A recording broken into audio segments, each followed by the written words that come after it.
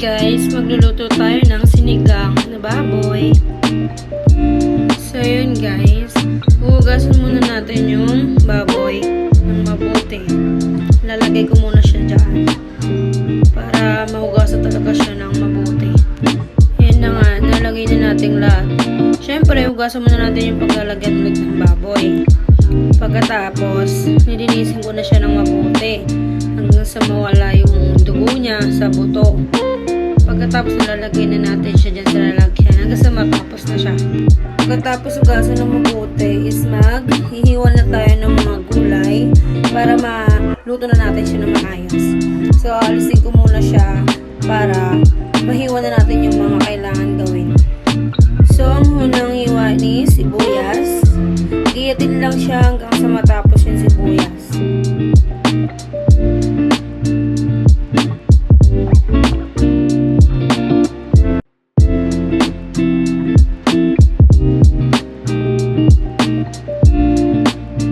So pagtapos na gayatin, nilalagay na siya din sa lalagyan, sa malinis na lalagyan.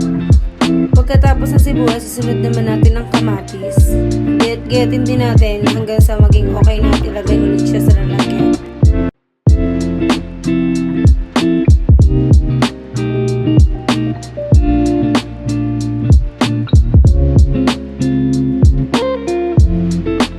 Pagkatapos hiwain ng kamatis, sunod naman natin itong gabi. Kahit ganyan kalalaki lang, ayos lang. Kasi isasama naman natin siya sa pagpapakulong mamaya hanggang sa lumambot ito.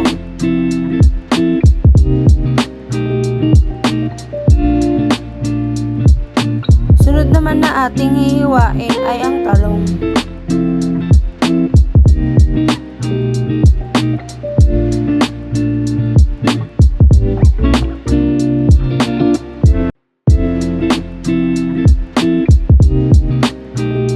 Sunod naman ng ating hihiwain ay ang okra.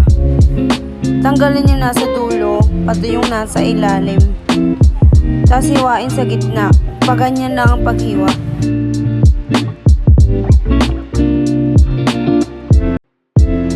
Sunod na hihiwain ay eto. Nakalimutan ko kung anong tawag dito.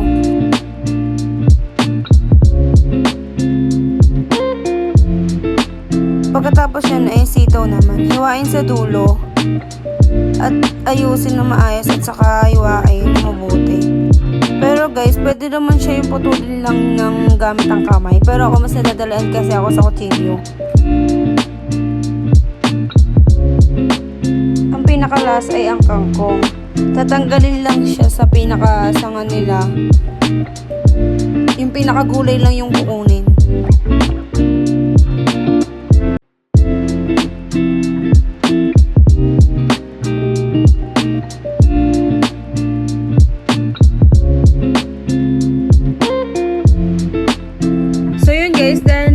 Lahat ng mga kailangan na ipangsasahog sa sinigang na baboy, mag-aayos na tayo para mailuto na to. Pero syempre, sisindihan muna natin yung kalan kasi pag hindi natin sinindihan niya, paano natin mailuluto ang sinigang na baboy? Syempre guys, maglalagay tayo ng mantika para maigisa natin yung mga dapat igisa. Pero guys, pwede namang hindi na igisa, idiretso na lang sa pagpapakulo. So, titignan mo natin yung kaldero kung mainit na bago ilagay. So, unang ilalagay ang sibuyas. Haluin ng haluin ito hanggang sa lumabas ang pinakamabangong amoy niya. Pagkatapos ng sibuyas, isunod naman ang kamatis. Haluin ng haluin hanggang sa magsama sila at lumabas ang pinakamabangong amoy nila parehas. Pag lumabas na yung pinakaamoy nila, ilagay na ang baboy. Pagkatapos lagyan ng baboy, haluin lang to ng haluin. Pag nalo na, lagyan ng konting patis. Pero guys, nakadepende sa inyo to kung lalagyan nyo ng patis.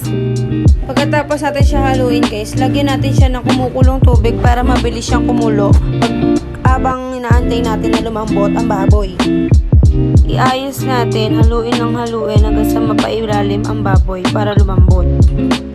Siyempre, isasabay na rin natin sa pagpapakulo ang gabi. Kasi guys, sobrang tigas na ito. Kailangan pa itong palambutin.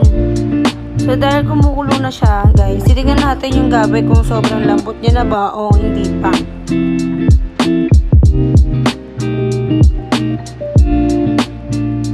Dahil hindi pa siya sobrang lambot, papakuloyin po natin siya ng papakuloyin hanggang sa lumambot. Dahil malambot naman na siya ng onte, dinurog-durog na lang namin yung gabi para mabilis mailagay sa pinapakuluan. Pagkalagay ng gabi, sasabay na namin ang sitaw kasi para lumambot ito.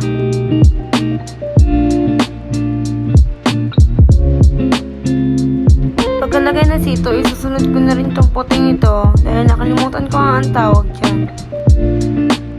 Habang nailagay ko na yung mga dapat ilagay, haluin lang ito ng haluin para maipababa ang mga nilagay ko para lumambot. Dahil kumukulo na siya, kailangan na rin natin ilagay itong okra. At isasabay ko na rin tong paglagay ng talong. Dahil kulong-kulo na siya, maglalagay na ako ng pampalasa. Dahil kumukulo na siya, nilagyan ko siya ng 2 takal na maliit na kutsara ng betchin. Sinunod ko naman siyang lagyan ng 2 takal din ng kutsara ng asin. Siyempre, hindi mawawala ang pinakamasarap na pampalasa ay ang magic sarap. Siyempre, papahuli ba tong sinigang mix na pampalasa palalo sa niluluto ko?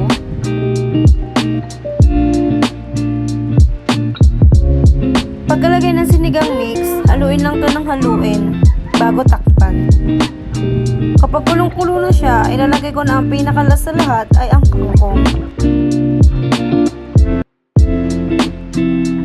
So yun guys, okay na yung niluto natin na sinigang na baboy. Slow mo muna natin yarn.